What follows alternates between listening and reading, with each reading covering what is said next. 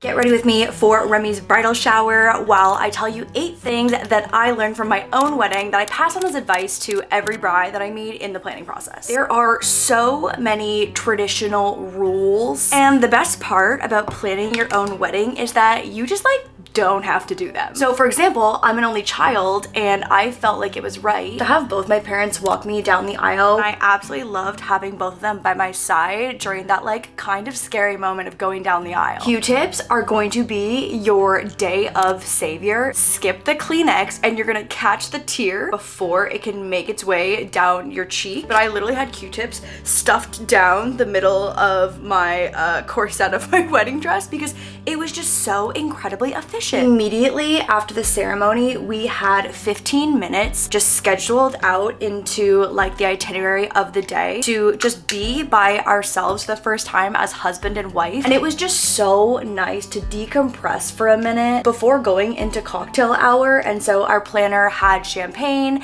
and some of the appetizers that were already being passed out waiting for us in one of the getting ready rooms. Everything on wedding day just happened so fast. And so getting to slow down for 15 minutes, it was one of my favorite parts of the entire day.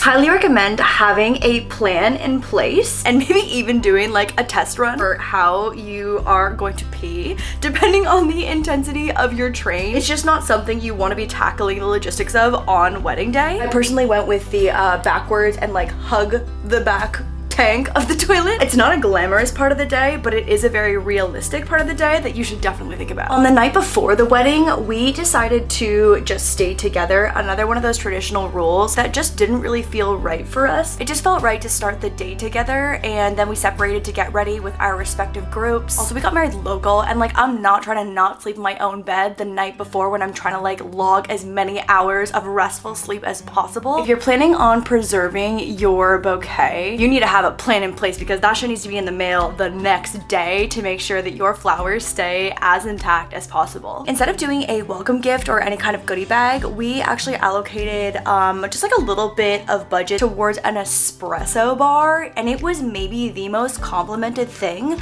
that we had at our wedding. Or having photos that people get to take home, a nice digital or even a printout photo strip. I feel like our take homes that people really love to keep. Okay, so we went a touch over budget on photographer and videographer, but being so happy with our photos and our videographer just capturing the emotion of the day for us to look back on for years to come. I would reallocate budget from decor 100 times over for the value of the memory.